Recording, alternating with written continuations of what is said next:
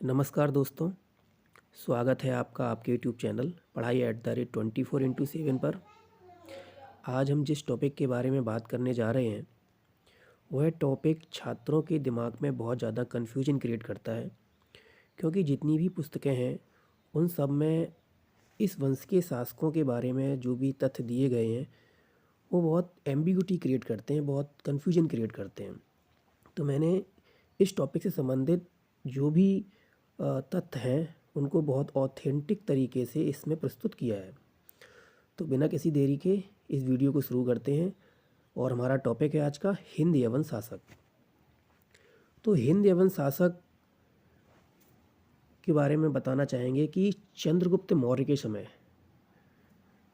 Seleucus Hind यवन शासकों का राजा था और सेल्यूकस दो जगह शासन कर रहा था, बैक्ट्रिया में और पार्थिया में। तो बैक्ट्रिया में जो शासन कर रहा था वहाँ की राजधानी थी बल्ख, या जिसे आज की डेट में मजार शरीफ बोलते हैं, और ये सारा क्षेत्र ही अफ़गानिस्तान में पड़ता था।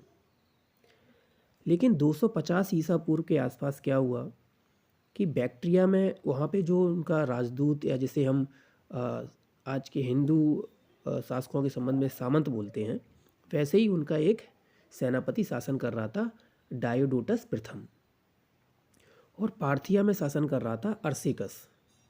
इन दोनों ने ही 250 ईसा पूर्व के आसपास विद्रोह किया और उस समय जो राजा था एंटियोकस उसको पराजित किया।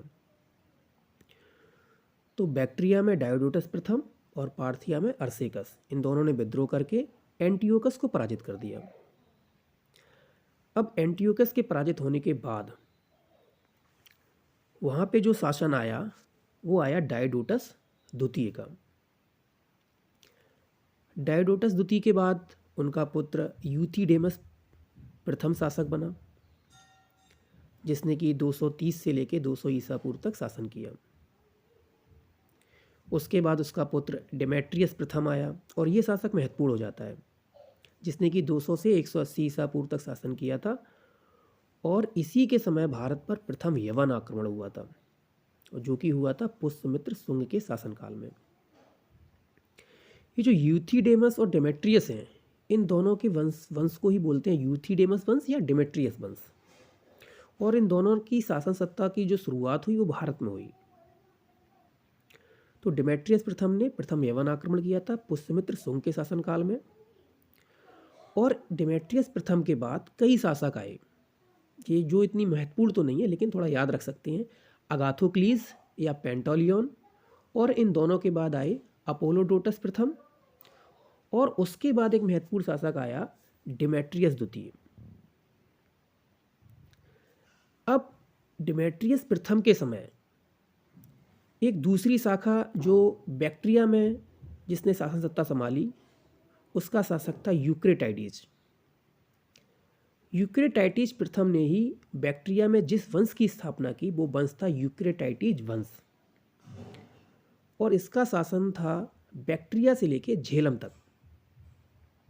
अब यूक्रेटाइटिस वंश में उसके बाद शासक आए हैं यूक्रेटाइटिस द्वितीय, उसके बाद आया एंटियालकीड्स, और एंटियालकीड्स का ही राजदूत था हेलियोडोरस, जो कि शुंग वंश के 9वें शासक भागभद्र के दरबार में उसके शासनकाल के 14वें वर्ष आया था।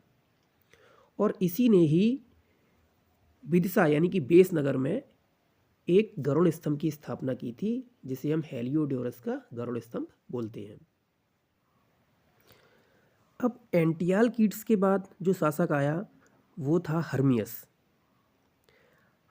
जिसने कि काबुल से शासन को संभाला था। और हर्मियस के बारे में ही कहा जाता है कि ये अंतिम हिंद यूनानी शासक था। ये कहानी थी बैक्ट्रिया की, यानी कि बैक्ट्रिया से झेलम तक का जो शासन चल रहा था वो यूक्रेटाइटिस वंश के अंतर्गत चल रहा था, जिसमें यूक्रेटाइटिस प्रथम, यूक्रेटाइटिस द्वितीय, एंटियालकीड्स और हर्मियस जैसे महत्वपूर्ण शासक हुए। अब जो डेमेट्रियस वंश था, जिसमें कि डेमेट्रियस द्वितीय तक हम बात कर चुके थे, तो डेमेट्रियस द्वितीय ने क्या किया था कि हिंदकुश को पार कर, हिंदकुश महत्वपूर्ण पर्वतमाला है, उसको पार कर सिंध और पंजाब को उसने जीत लिया था, और उसने साकल से अपनी शासन सत्ता संभाली थी, यानी कि साकल उसके साम्राज्य की राजधानी थी और साकल से ही उसने अपना शासन शुरू किया था। तो डेमेट्रियस प्रथम के बाद जो महत्वपूर्ण शासक है वो डेमेट्रियस द्वितीय है, और डेमेट्रियस द्वितीय के बाद एंटीमेकस प्रथम और एंटीमेकस द्वितीय ने शासन किया। और इन दोनों के बाद जो सबसे महत्वपूर्ण शासक हुआ जिसने भारत पर शासन किया वो था मिनांडर, जिसको बौद्ध ग्रंथों में मिलिंद बोला जाता है।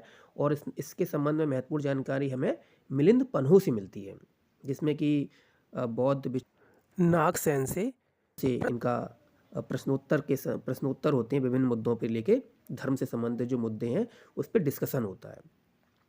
अच्छा, तो मिनांडर या मिलिंद जिसने कि 160 से 130 ईसा पूर्व तक शासन किया था, और इसने जो शासन किया था वो झेलम नदी से लेके झेलम नदी के पूर्व से लेके मथुरा तक शासन किया था। और इसकी जो राजधानी थी वो थी साकल। तो मिनांडर या मिलिंद जिसने 160 से 130 ईसा पूर्व तक शासन किया था, झेलम से मथुरा तक इसका साम्राज्य विस्तृत था और इसकी राजधानी थी साकल। इसके बाद जो शासक हुए वो है स्ट्रेटो प्रथम, और स्ट्रेटो प्रथम के शासनकाल में मिनांडर की पत्नी जो कि अगाथोक्लीज थी उसने इसको संरक्षण प्रदान किया। तो ऐसे अगाथोक्लीज के संरक्षण में स्ट्रेटो प्रथम ने शासन किया था। उसके बाद शासक हुआ वो है स्ट्रेटो द्वितीय। स्ट्रेटो द्वितीय के बारे में महत्वपूर्ण बात यह है कि इसने सीसे के सिक्के चलाए थे। तो दोस्तों ये था सारे हिंद एवं शासकों का क्रम और उनसे संबंधित महत्वपूर्ण बिंदु। तो अगर ये वीडियो आपको पसंद आया हो तो अपने दोस्तों के साथ शेयर कीजिए, और अगर आप चैनल पर नए हैं तो चैनल को सब्सक्राइब कर लीजिए। Thanks for watching.